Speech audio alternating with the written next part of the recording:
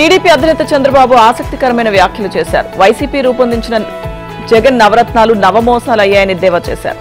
ఇక కూటమి ప్రభుత్వం రాగానే అంగన్వాడీలు, హోంగార్డులు, టీచర్లకు న్యాయం చేస్తామని హామీ ఇచ్చారు.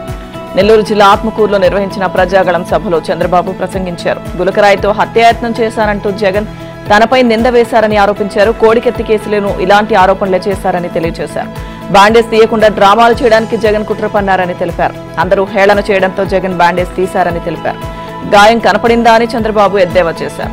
ఇక మేనిఫెస్టోపై ఏపీ సీఎం జగన్ కు గౌరవం లేదని చంద్రబాబు అన్నారు. మేనిఫెస్టో అంటే బైబిల్, ఖురాన్, భగవద్గీత అన్న జగన్ వాటిలో ఏ ఒక్కదాని మీదైనా గౌరవం ఉందా అని ప్రశ్నించారు. వాటిపై గౌరవం ఉంటే రాష్ట్రంలో మద్యపాన నిషేధం అమలు చేసి ఉండేవారని ధ్వజమెత్తారు. మద్యపాన నిషేధం చేశాకే ఓటు అడుగుతానన్న జగన్ ఇప్పుడు ఏ ముఖం పెట్టుకుని 2024 మేనిఫెస్టో విడుదల చేశారని నిలదీశారు. ఓటు అడిగే నైతిక హక్కు జగన్ కు లేదన్నారు. గత మేనిఫెస్టోపై జగన్ వీడియోను చంద్రబాబు తన ఎక్స్ ఖాతాలో విడుదల చేశారు. జనసేన అధినేత పవన్ కళ్యాణ్ ఘాటు వ్యాఖ్యలు చేశారు. జగన్ ను గద్దె దించే వరకు పోరాటం సాగిస్తానన్నారు. రాష్ట్రంలో 30,000 మంది మహిళలు అదృశ్యమైన సీఎం జగన్ ఒక్కసారి కూడా స్పందించలేదని ధ్వజమెత్తారు. తూర్పుగోదావరి జిల్లా కాకినాడ రూరల్ నియోజకవర్గంలో నిర్వహించిన ఎన్నికల ప్రచార సభలో ఆయన ప్రసంగించారు.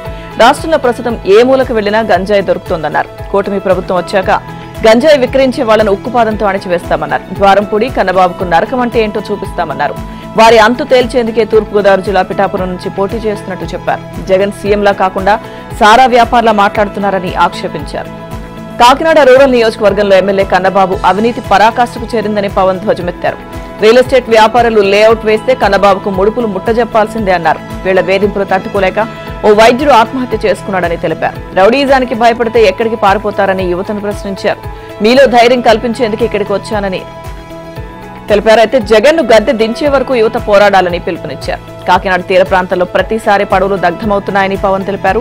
కస్టమ్స్ అధికారులు తనిఖీ చేసి బోటులో గంజాయి ఉందని గుర్తిస్తే చాలు స్మగ్లర్లు దాన్ని తగలబెట్టేసి వెళ్లిపోతున్నారని తెలిపారు. 16-17 ఏళ్ల యువత కూడా గంజాయికి బానిసలవడంపై పవన్ విచారం వ్యక్తం చేశారు. వైసీపీ అరాచకాలకు అడ్డుకట్ట వేస్తేనే సమాజం బాగుపడుతుందని పవన్ కళ్యాణ్ వ్యాఖ్యానించారు. టీడీపీ నేత నారా లోకేష్ ఆసక్తికరమైన వ్యాఖ్యలు చేశారు. హత్య రాజకీయాలకు ఏపీలో స్థానం లేదన్నారు. కత్తి పట్టుకున్న వారు ఆ కత్తితోనే నాశనం అవుతారని నారా లోకేష్ అన్నారు. చంద్రబాబు ఏనాడు హత్య రాజకీయాలను ప్రోత్సహించలేదన్నారు. నీతి నిజాయితీతో ఆయన పనిచేశారని చెప్పారు. గుంటూరు జిల్లా మంగళగిరిలో లోకేష్ ఎన్నికల ప్రచారాన్ని నిర్వహించారు. మోరంపూడిలో నిర్వహించిన రచ్చబండ కార్యక్రమంలో లోకేష్ పాల్గొన్నారు. అభివృద్ధి, సంక్షేమానికి చిరునామాగా మంగళగిరిని తీర్చిదిద్దుతానని లోకేష్ హామీ ఇచ్చారు.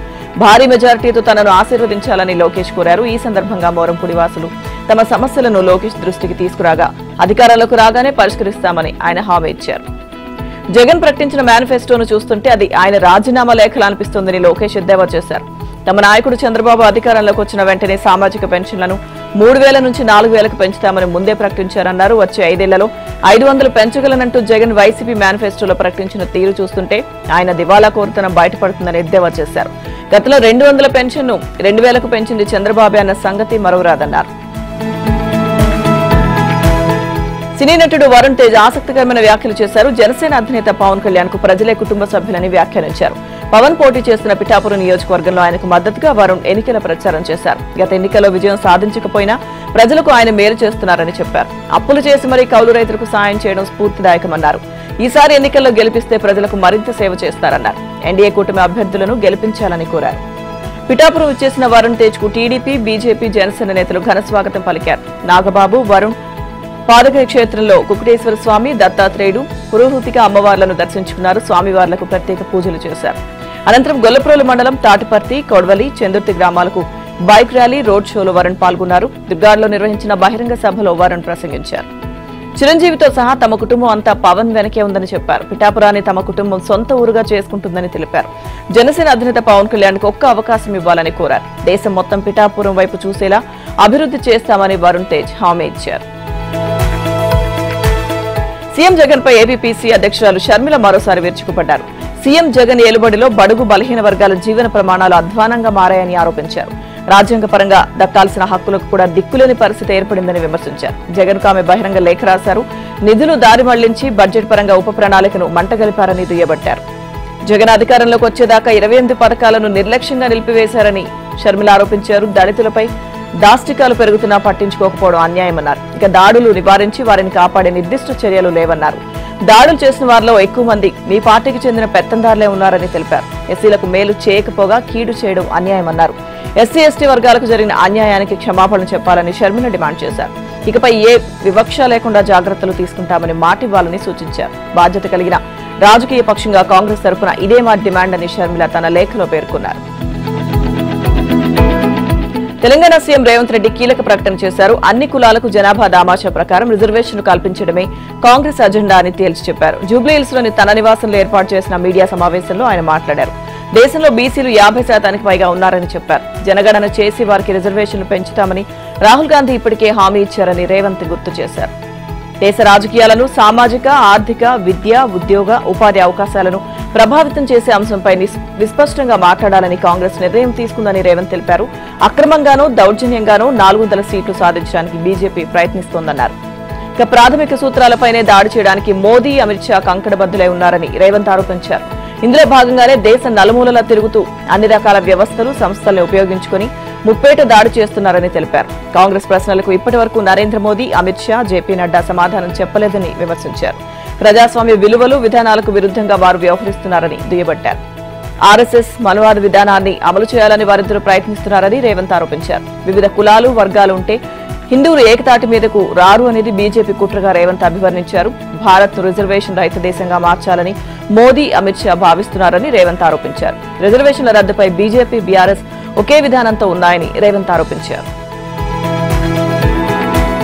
టీడీపీ ఉండి అభ్యర్థి రఘురామకృష్ణరాజు ఘాటు వ్యాఖ్యలు చేశారు. ఏపీ ప్రభుత్వ ప్రధాన కార్యదర్శి కేఎస్ జవహర్ రెడ్డిని తక్షణమే విధుల నుంచి తప్పించాలని డిమాండ్ చేశారు. వృద్ధాప్య పింఛన్ను ఇళ్ల వద్దకు అందించేదే లేదని సీఎస్ చెప్పడం అన్యాయమన్నారు. భీమవరంలో ఆయన మీడియాతో మాట్లాడారు. ఏప్రిల్లోనే మండుటెండల్లో పెన్షన్ కోసం బయటకు వచ్చిన పలువురు వృద్ధులు కన్నుమూశారని చెప్పారు. ఇప్పుడు ఎండలు మరింతగా పెరిగిపోయాయని తెలిపారు. మేలోనూ సచివాలయాల వద్దే పెన్షన్ ఇస్తే ఎంతమంది ప్రమాదం బారిన పడతారో తెలియదన్నారు. ఇక వృద్ధుల మరణాలను చూడడానికి జగన్మోహన్ రెడ్డి, జవహర్ రెడ్డి తహతహలాడుతున్నారని ఆక్షేపించారు. సచివాలయ కార్యదర్శులతో 2 రోజుల పాటు ఇళ్ల వద్దకే పెన్షన్ ఇచ్చే అవకాశం ఉందన్నారు. అయినా ప్రభుత్వం ఎందుకు చర్యలు చేపట్టడం లేదని నిలదీశారు. వృద్ధులకు ఏమైనా జరిగితే ప్రభుత్వమే బాధ్యత వహించాలని తేల్చి చెప్పారు. ఇప్పటిదాకా సీఎస్ ను తప్పిస్తారని చూశామన్నారు. ఇక సీఎస్ ఎన్నికలకు సహకరించడం లేదని ఆరోపిస్తూ రాష్ట్ర ఎన్నికల సంఘం కూడా కేంద్ర ఎన్నికల సంఘానికి లేఖ రాసిందని తెలిపారు. అయినా చర్యలు తీసుకోకపోవడం అన్యాయమన్నారు.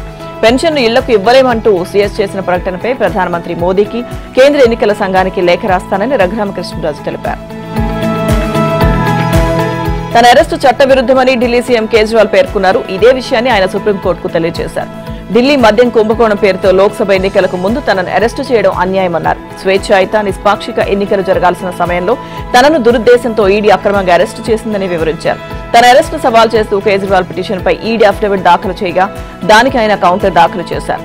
ఎన్నికల షెడ్యూల్ ప్రకటించి ఎన్నికల ప్రవర్తన నియమావళి అమల్లోకి వచ్చిన సమయంలోనే తనను అరెస్టు చేయడం అమానుషమన్నారు. తనను అరెస్టు చేసిన తీరు, సమయం ఈడీ నిరంకుశత్వానికి అద్దం పడుతుందని కేజ్రీవాల్ పేర్కొన్నారు. తనకు వ్యతిరేకంగా వాంగ్మూలం ఇవ్వాలని ఈడీ సాక్షులను బలవంతం చేసిందని ఆయన ఆరోపించారు. గోవా ఎన్నికల ప్రచారంలో సౌత్ గ్రూప్ నుంచి నిధులు అందాయని నిరూపించడానికి ఈడీ దగ్గర ఎటువంటి ఆధారాలు లేవని కేజ్రీవాల్ పేర్కొన్నారు. కాగా జైల్లో కేజ్రీవాల్ ఆరోగ్యంగానే ఉన్నారని ఎయిమ్స్ వైద్య బృందం ధృవీకరించింది. ఆయనకిస్తున్న మందుల మోతాదును మార్చాల్సిన అవసరం లేదని పేర్కొంది. కాంగ్రెస్ తీరుపై కరీంనగర్ ఎంపీ బండి సంజయ్ భగ్గుమన్నారు. 6 గ్యారంటీల అమలు పేరుతో కాంగ్రెస్ మోసగించిందని విమర్శించారు. 100 రోజుల్లో 6 గ్యారంటీలను కాంగ్రెస్ నేతలు అమలు చేస్తామన్నారని బండి గుర్తు చేశారు. ఇక తమ మేనిఫెస్టో ఖురాన్, బైబిల్, భగవద్గీత అని చెప్పారన్నారు. గతంలో హామీలు నిలబెట్టుకోనందుకే బీఆర్ఎస్ ను ప్రజలు తిరస్కరించారని తెలియజేశారు. మహిళల ఖాతాలో 2500 జమ చేసినట్టు కాంగ్రెస్ ఆధారాలు చూపాలని బండి పట్టుబట్టారు. ఆసరా పింఛన్లు 4000, విద్యార్థులకు భరోసా కార్డులు ఇచ్చినట్టు చూపితే పోటీ నుంచి తప్పుకోవడానికి తాను సిద్ధంగా ఉన్నానని బండి సంజయ్ ప్రకటించారు. నిరూపించలేకపోతే మీరందరూ పోటీ నుంచి వైదొలుగుతారా అని ప్రశ్నించారు. రేపు నిరూపిస్తే నామినేషన్ విత్డ్రా చేసుకుంటానని బండి చెప్పారు. లేదంటే 15 స్థానాల్లో కాంగ్రెస్ పోటీ నుంచి విరమించుకుంటుందా అని బండి సంజయ్ సవాల్ విసిరారు. అడ్డగోలు హామీలతో కాంగ్రెస్ ప్రభుత్వం అధికారంలోకి వచ్చిందంటూ మాజీ సీఎం కేసీఆర్ ఆక్షేపించారు. నాగర్ కర్నూలు పార్లమెంట్ ఎన్నికల ప్రచారంలో పాల్గొన్న ఆయన కాంగ్రెస్ సర్కార్పై నిప్పులు చెరిగారు. అధికారంలోకి వచ్చి నెలలు గడుస్తున్నా రైతు బంధు, కళ్యాణ లక్ష్మి, మహిళలకు పెన్షన్లు ఏమయ్యాయని నిలదీశారు. చివరకు రైతుల ధాన్యం కొనుగోలు చేసే పరిస్థితి లేకపోయిందని ఆవేదన వ్యక్తం చేశారు. తమ ప్రభుత్వ హయాంలో 24 గంటల కరెంట్ ఇచ్చామని కేసీఆర్ తెలిపారు. ఇప్పుడు కరెంటు కష్టాలు రైతులకు మరోసారి మొదలయ్యాయన్నారు. కాంగ్రెస్ కు రైతులంటే చులకనన్నారు. లోక్సభ ఎన్నికల్లో మళ్లీ మోదీకి ఓటు వేస్తే వినాశనం తప్పదని మాజీ సీఎం కేసీఆర్ హెచ్చరించారు. దేశంలో బీజేపీ, రాష్ట్రంలో కాంగ్రెస్ ప్రభుత్వాలు దొందేనని వ్యాఖ్యానించారు. తెలంగాణలో మళ్లీ వచ్చేది బీఆర్ఎస్ ప్రభుత్వమే అని ఆయన ధీమా వ్యక్తం చేశారు. విభజన హామీలు ఏ ఒక్కటి నెరవేర్చకుండా ప్రధాని మోదీ తెలంగాణ ప్రజలను దారుణంగా వంచారని విమర్శించారు. వ్యవసాయ రంగానికి అందిస్తున్న ఉచిత విద్యుత్ పథకానికి మీటర్లు బిగించాలని మోదీ ప్రభుత్వం కోరగా తాను వ్యతిరేకించానన్నారు. ఇదిలా ఉండగా కేసీఆర్ సామాజిక మాధ్యమాల్లోకి అడుగుపెట్టారు. బీఆర్ఎస్ ఆవిర్భావ దినోత్సవం సందర్భంగా ఎక్స్, ఇన్స్టాగ్రామ్లలో ఖాతాలను ప్రారంభించారు. ఇక 24 ఏళ్ల క్రితం హుస్సేన్ సాగర్ తీరంలోని జలదృశ్యంలో బీఆర్ఎస్ ఆవిర్భావ సభ ఫోటోను ఎక్స్, ఇన్స్టాలో షేర్ చేశారు. బీఆర్ఎస్ నాయకులు, కార్యకర్తలు, అభిమానులు, తెలంగాణ రాష్ట్ర ప్రజలకు ఈ సందర్భంగా ఆయన శుభాకాంక్షలు తెలిపారు. పింఛన్ల పంపిణీపై ఏపీ రాష్ట్ర ప్రభుత్వానికి ఎన్నికల సంఘం కీలక ఆదేశాలు జారీ చేసింది. మార్గదర్శకాల ప్రకారం పింఛన్లు పంపిణీ చేయాలని సూచించింది. ఎన్నికల కోడ్ అమలు దృష్ట్యా లబ్ధిదారులకు ఇబ్బంది లేకుండా చూడాలని సలహా ఇచ్చింది. పింఛన్ సహా నగదు బదిలీ పథకాలకు అనుసరించాల్సిన మార్గదర్శకాలను మార్చి 30న జారీ చేసినట్టు వెల్లడించింది. ఆ మార్గదర్శకాలను వాస్తవిక దృష్టితో ఆలోచించి అమలు చేయాలని సీఎస్ జవహర్ రెడ్డికి తేల్చి చెప్పింది. పంపిణీకి శాశ్వత ఉద్యోగులను వినియోగించుకోవాలని స్పష్టం చేసింది. పింఛన్ల ఇంటింటికి పంపిణీకి వాలంటీర్లకు ప్రత్యామ్నాయంగా ప్రభుత్వ ఉద్యోగులను వినియోగించుకోవాలని ఈసీ ఆదేశించింది. పెన్షన్ పంపిణీలో ఎలాంటి ఇబ్బందులు లేకుండా చూడాలని ఏపీ ప్రభుత్వాన్ని ఎన్నికల సంఘం ఆదేశించింది. పెన్షన్ సహా నగదు బదిలీ పథకాలకు అనుసరించాల్సిన మార్గదర్శకాలను మార్చి 30వ తేదీన జారీ చేసినట్టు ఈసీ స్పష్టం చేసింది. ఇక ఆ మార్గదర్శకాలను వాస్తవిక దృష్టితో ఆలోచించి అమలు చేయాలని సీఎస్ జవహర్ రెడ్డిని ఈసీ ఆదేశించింది. పెన్షన్ శాశ్వత ఉద్యోగులతో పంపిణీ చేయించాలని గత ఆదేశాల్లోనే స్పష్టం చేసినట్టు ఈసీ మరోసారి గుర్తు చేసింది. ప్రభుత్వం అనుసరిస్తున్న తీరుపై ఇప్పటికే చాలా ఫిర్యాదులు వచ్చాయని తెలియజేసింది. పెన్షన్ల పంపిణీలో లబ్ధిదారులకు ఇబ్బందులు ఎదురైనట్టు తమ దృష్టికి వచ్చినట్లు ఎన్నికల సంఘం గుర్తు చేసింది. లబ్ధిదారులకు అసౌకర్యం కలగకుండా సినీ నటుడు నందమూరి బాలకృష్ణ ఆసక్తికరమైన వ్యాఖ్యలు చేశారు. పోలీసులు బానిస బతుకులు మానాలని హితవు పలికారు. పోలీసులు రౌడీ ఇన్స్పెక్టర్లా ఉండాలని సూచించారు. లేదంటే లక్ష్మీ నరసింహలా గౌరవంగా బతకాలని సలహా ఇచ్చారు. నెల్లూరు జిల్లా రాపూర్లో నిర్వహించిన స్వర్ణాంధ్ర సాకార యాత్రలో ఆయన పాల్గొన్నారు. పోలీసులకు టీఏలు, డీఏలు సెలవులు ఇవ్వకుండా సీఎం జగన్ బానిసల్లా మార్చారని ఆక్షేపించారు. రాష్ట్రంలో అంతుపట్టని వ్యాధులా తయారైన జగన్ ను ఇంటికి పంపేందుకు టీడీపీ, జనసేన, బీజేపీ కూటమి సిద్ధమైందని చెప్పారు. జగన్ కు పిచ్చి బాగా ముదిరిందన్నారు. ప్రజలంతా సంఘటిత శక్తిగా మారి ఆయన తరిమి కొట్టాలని పిలుపునిచ్చారు. వెంకటగిరిలో టీడీపీ తరపున ఉమ్మడి అభ్యర్థి కురుగుండ్ల రామకృష్ణను, తిరుపతి పార్లమెంట్ కు బీజేపీ తరపున ఉమ్మడి అభ్యర్థి వరప్రసాద్ ను గెలిపించాలని కోరారు. ఒక్క ఛాన్స్ పేరుతో అధికారంలోకి వచ్చిన జగన్ రాష్ట్రాన్ని సర్వనాశనం చేశారని ఆక్షేపించారు. ఇక జగన్ పని అయిపోయిందన్నారు. గూడూరు పట్టణంలో బాలకృష్ణ రోడ్ షో నిర్వహించారు. టీడీపీ ఎమ్మెల్యే అభ్యర్థి డాక్టర్ పాసిం సునీల్ కుమార్ ఆధ్వర్యంలో టీడీపీ శ్రేణులు నిమ్మ గజమాలతో ఆయనకు ఘన స్వాగతం పలికారు. కోర్ట్ సెంటర్ నుంచి టవర్ క్లాక్ వరకు రోడ్ షో కొనసాగింది. వైసీపీ ప్రభుత్వం తీరుపై బాలకృష్ణ మండిపడ్డారు. బాలకృష్ణను చూడ్డానికి గూడూరు పట్టణవాసులు పెద్ద ఎత్తున తరలివచ్చారు. వైసీపీకి షాక్ మీద షాక్ తగులుతోంది. కూటమి దెబ్బకు విలవిల్లాడుతోంది. వైసీపీ నేతలు సైకిల్ ఎక్కడంతో పార్టీ పెద్దలు వణికిపోతున్నారు. రెక్కలు విరిగిన ఫ్యాన్లా వైసీపీ తయారైందని వ్యాఖ్యానిస్తున్నారు. విజయనగరం జిల్లాలో వైసీపీ ఖాళీ అయిపోతుంది. ఇప్పటికే టీడీపీలో భారీగా చేరికలు కొనసాగుతున్నాయి. అసెంబ్లీ అభ్యర్థిని పూసపాటి అదితి గజపతి సమక్షంలో పలు మైనారిటీ కుటుంబాలు పసుపు కండువాలు కప్పుకున్నాయి. ఇక వైసీపీని నమ్మి మోసపోయామని బాధిత నేతలు వ్యాఖ్యానించారు. చంద్రబాబు, పవన్ కళ్యాణ్ విజయనగరం సభ తర్వాత చేరికలు మరింత జోరందుకున్నాయని అదితి గజపతి అన్నారు. శ్రీశైలంలో 200 మంది వైసీపీ నుంచి టీడీపీలోకి చేరారు. వారికి శ్రీశైలం నియోజకవర్గ టీడీపీ అభ్యర్థి బుడ్డా రాజశేఖర రెడ్డి పార్టీ కండువా కప్పి పార్టీలోకి ఆహ్వానించారు. శ్రీశైలంలో వైసీపీ నాయకులు కోడ్ ఉల్లంఘించి ప్రచారం నిర్వహిస్తున్నారని మండిపడ్డారు. శ్రీశైలం దేవస్థానంలో తాత్కాలిక ఉద్యోగులు కొందరు వైసీపీ ప్రచారంలో పాల్గొంటున్నారని ఆరోపించారు. కోడ్ ఉల్లంఘించిన వారిపై దేవస్థాన అధికారులు చర్యలు తీసుకోవాలని బుడ్డా రాజశేఖర రెడ్డి కోరారు. సీఎస్ జవహర్ రెడ్డితో ఎన్డీఏ కూటమి పార్టీల ప్రతినిధులు భేటీ అయ్యారు. సచివాలయంలో సీఎస్ ను కలిసిన నేతలు పెన్షన్లను ఇంటింటికి పంపిణీ చేయాలని డిమాండ్ చేశారు. వృద్ధులకు ఇబ్బంది కలగకుండా పెన్షన్లు ఇవ్వాలని సూచించారు. గ్రామ సచివాలయ ఉద్యోగులు, ఇతర ప్రభుత్వ ఉద్యోగులను పెన్షన్ల పంపిణీకి ఉపయోగించాలన్నారు. ఈసీ కూడా ఇదే విధమైన ఆదేశాలు ఇచ్చిందని గుర్తు చేశారు. స్పందన సరిగా లేకపోవడంతో వారంతా సీఎస్ ఆఫీస్ వెలుపల బైఠాయించి వైసీపీ ప్రభుత్వానికి, సీఎస్ కు వ్యతిరేకంగా నినాదాలు చేశారు. ఏపీ హైకోర్టు వాలంటీర్లకు ఎన్నికల విధులు అప్పగించవద్దని, ప్రభుత్వ పథకాల పంపిణీ నుంచి తాత్కాలికంగా వారిని మినహాయించాలని ఈసీ ఆదేశాలిచ్చింది.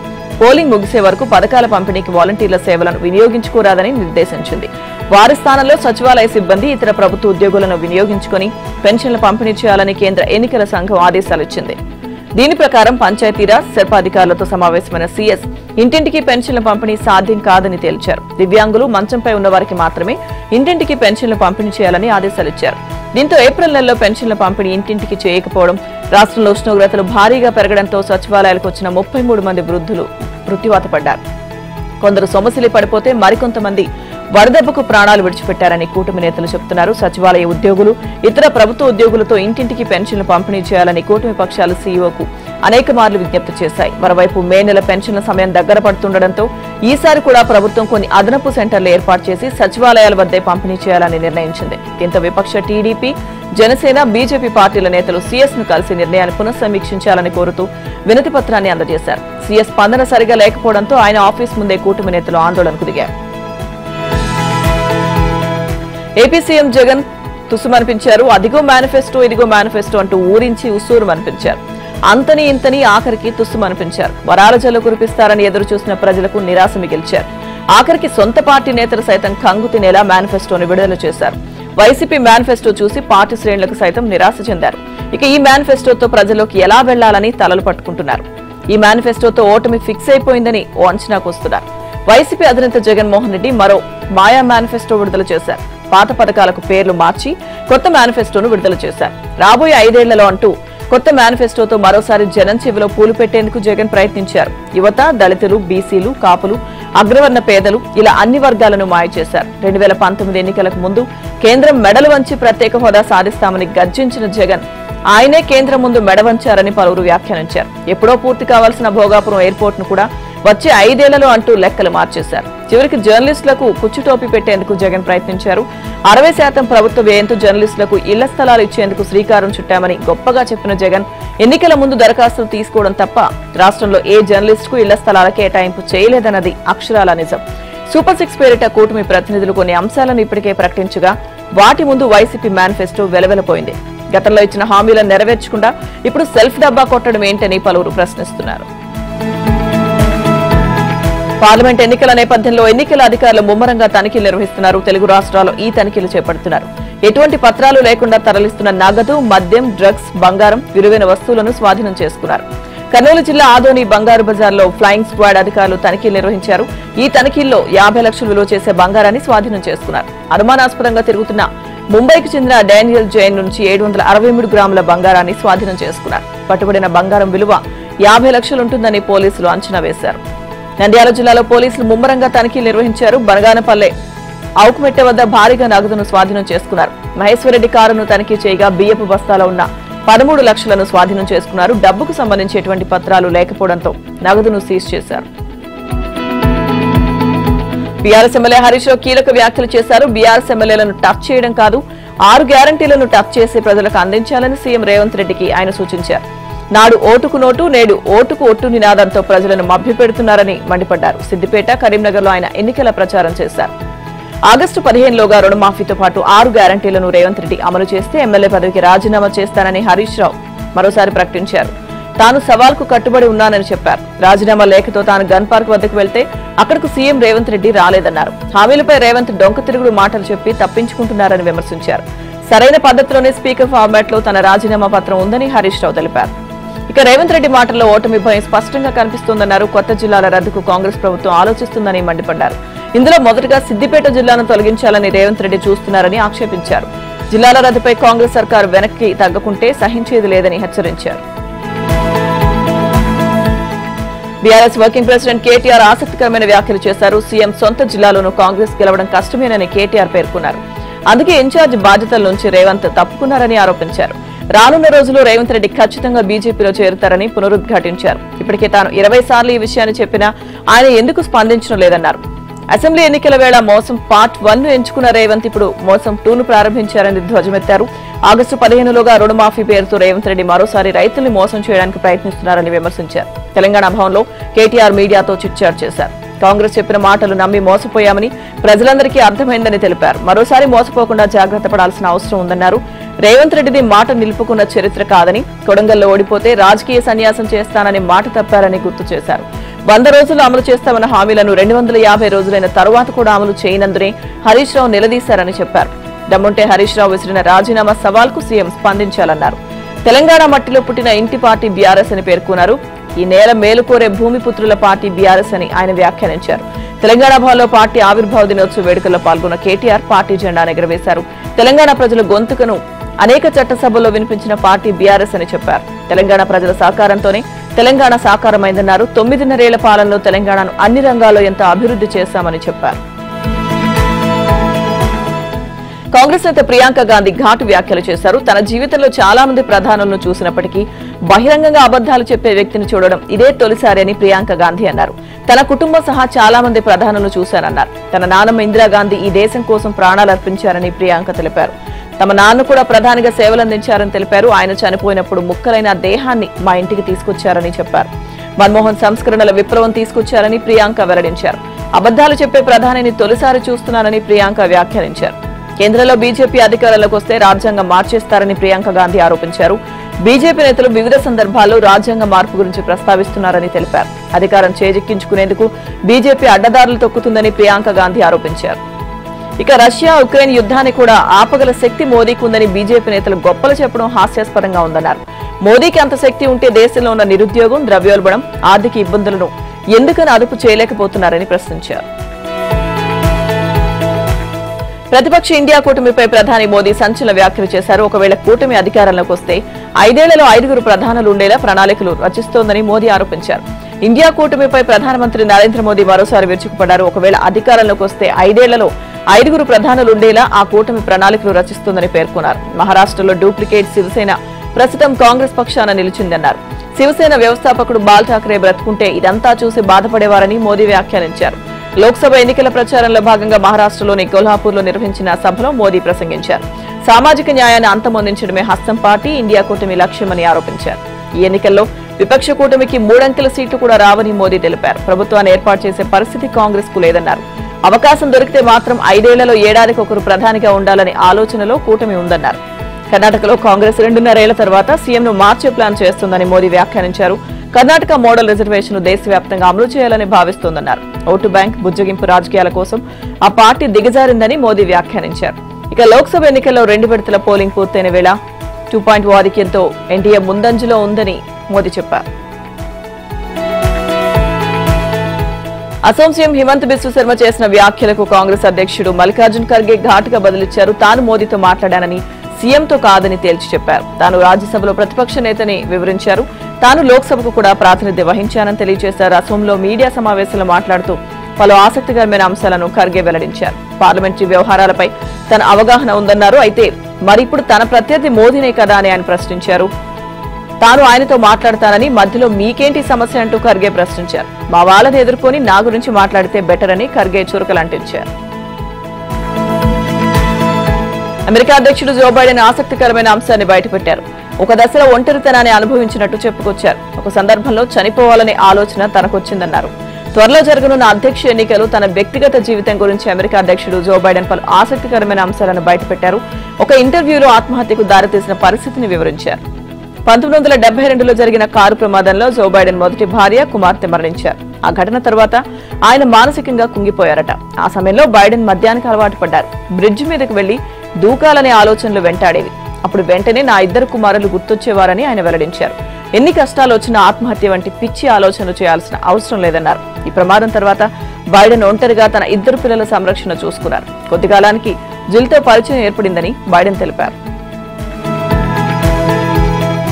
ఐపీఎల్ 17 సీజన్లో రాజస్థాన్ జట్టు అద్భుతమైన ప్రదర్శనను కొనసాగించింది. లక్నో జట్టుపై సంజు సేన 7 వికెట్ల తేడాతో ఘన విజయాన్ని సాధించింది. రాజస్థాన్ కు 9 మ్యాచ్ల్లో ఇది 8వ గెలుపుగా రికార్డు సృష్టించింది. ఈ విజయంతో ఆ జట్టు ప్లే ఆఫ్స్ కు అడుగు దూరంలో నిలిచింది. టాస్ ఓడి తొలుత బ్యాటింగ్ చేసిన లక్నో నిర్ణీత 20 ఓవర్లలో 5 వికెట్ల నష్టానికి 196 పరుగులు చేసింది. ఈ లక్ష్యాన్ని రాజస్థాన్ 3 వికెట్లు కోల్పోయి 1 ఓవర్ మిగిలి ఉండగానే ఛేదించింది.